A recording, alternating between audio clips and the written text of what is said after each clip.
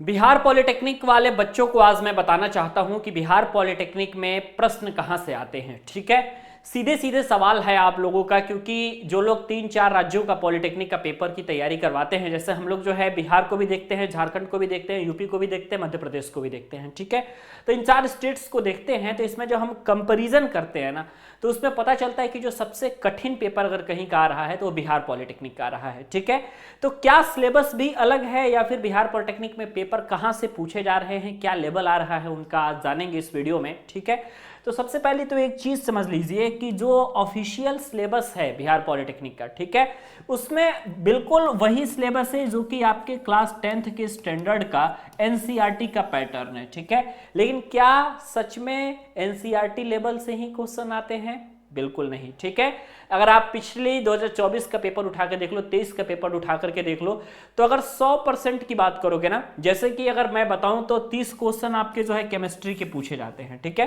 Bihar polytechnic में, तो इस 30 में से मात्र 10 से 12 ऐसे क्वेश्चन थे, 10 से 12 ऐसे क्वेश्चन थे जो कि हाई स्कूल स्टैंडर्ड के थे।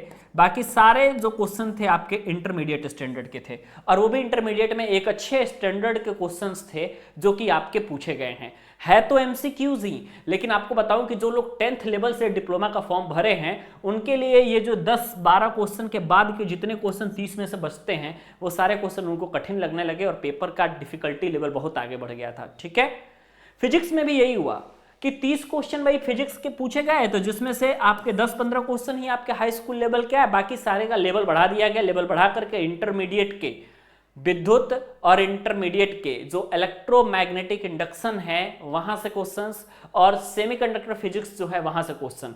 तो कहने का मतलब ओवरऑल ये है कि बाकी राज्यों के पेपर को आप देखोगे तो 10वीं लेवल से आगे नहीं बढ़ते हैं। जैसे कि आप यूपी को देख लो, तो यूपी में आपका ये है कि 25 क्वेश्चन फिजिक्स का है, 25 क्वेश्चन केमिस्ट्री का है, 50 क्वेश्चन मैथ का है। लेकिन 100 क्वेश्चन में से मैं बता दूं कि 85 से 90 क्वेश्चन आपके 10th स्टैंडर्ड के रहेंगे। सिर्फ डिफिकल्टी बढ़ेगी तो 10 से 12 क्वेश्चन में बढ़ेगी, और वो बच्चे छोड़ देते हैं, कोई प्रॉब्लम नहीं रहती। 10 से 15 क्वेश्चन जो है हार्ड जो आया है, या तो उसको छोड़ देते हैं या तो उसमें तुक्का मार देते हैं। मैक्सिमम लोग तो तुक्का ही मारते हैं, बिकॉज आपको पता है कि माइनस मार्किंग है नहीं। ठीक है, तो जब माइनस मार्किंग नहीं है तो आप तुक्का मार के भी आगे बढ़ सकते हो, उसमें कौन सी बड़ी बात है। गलत हो जाएगा तो उसका कोई इफेक्ट आपको आगे देखने को नहीं मिलेगा। ठीक है, लेकिन असल बात यह है कि बिहार पॉलिटेक्निक में क्वेश्चन आ कहां से रहा है, तो बिहार पॉलिटेक्निक में क्वेश्चन 10th स्टैंडर्ड से भी आ रहा है, और 10th स्टैंडर्ड के बाद कुछ क्वेश्चन आपके 12th स्टैंडर्ड के भी आ रहे हैं। ठीक है, इंटरमीडिएट लेवल के भी आ रहे हैं। लेकिन अगर आप प्योर बात करोगे ना, तो प्योर आप इंटरमीडिएट भी नहीं कह सकते हो, आपको थोड़ा लेवल बढ़ा करके चलना पड़ेगा। जैसे कि मान लो कि विद्युत वाला जो चैप्टर है इलेक्ट्रिसिटी, ये आपको जो है 10th में भी पढ़ना है, लेकिन अगर आप इसके न्यूमेरिकल्स करो, इसके लेवल को और बढ़ा करके पढ़ो, तब जाकर के आपका बिहार वालों के लिए पॉलिटेक्निक प्रवेश परीक्षा निकल जाएगा। ठीक है, लेकिन याद रखना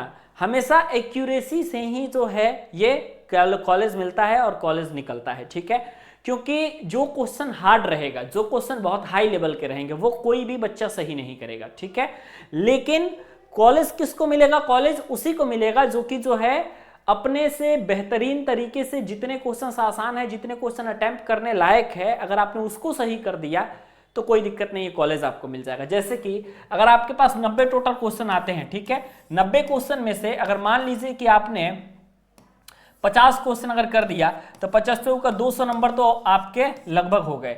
तो इससे नीचे नहीं जाना है, बस आप इतना मान करके चलो, 200 नंबर से नीचे नहीं जाना है किसी भी बच्चे को। अगर 200 नंबर से नीचे चले जाएंगे तो मामला गड़बड़ हो जाएगा पॉलिटेक्निक में। ठीक है, मतलब कॉलेज मिलने की संभावनाएं कम रहेंगी, क्योंकि सीटें कम हैं, तो जाहिर सी बात है कि जब सीटें कम रहेंगी आपकी, तो कॉलेज मिलना बहुत मुश्किल होगा। तो इसलिए 200 नंबर से ज़्यादा ही रहना है, क्योंकि माइनस मार्किंग भी नहीं है। कम से कम 50-60 क्वेश्चन तो आपको सही करने हैं, बाकी क्वेश्चन तुक्का मार लीजिए, 10-15 क्वेश्चन उसमें भी सही हो गए तो कम से कम 250 के आसपास नंबर आ जाएंगे तो कॉलेज मिल जाएगा। ठीक है, इसलिए अगर आप इंटरमीडिएट पास हैं और 3 साल वाला पॉलिटेक्निक का फॉर्म भर रहे हैं, तो कुछ कुछ अपने इंटर की भी तैयारी करिए, और पूरा प्रॉपर फोकस हाई स्कूल को बेस बना करके करिए, और एक अच्छे लेवल के क्वेश्चंस को लगा करके करिए, क्योंकि एक अच्छे लेवल के क्वेश्चंस ही आपसे पूछे जाएंगे। हमेशा अपने दिमाग में ये बैठा लीजिएगा। ठीक है, अब सवाल ये आता है कि सर अगर हमें नोट्स लेना है या फिर पॉलिटेक्निक की तैयारी करनी है तो क्या करेंगे? देखिए, नोट्स लेना है तो आपको मैं बताऊं मात्र 99 रुपीज में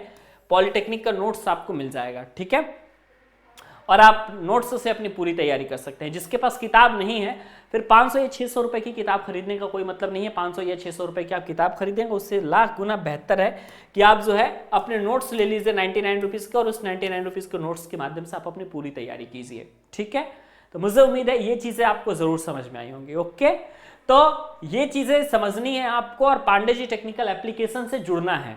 पांडे जी टेक्निकल ऐप से जुड़िए और पांडे जी टेक्निकल ऐप से जुड़ने के बाद अपनी पूरी तैयारी कीजिए। ठीक है, बाकी मिलते हैं नेक्स्ट वीडियो में। बिहार वालों के लिए अगर कोई और प्रॉब्लम होगी तो हम आप सभी के लिए वीडियो लेकर के जरूर आएंगे।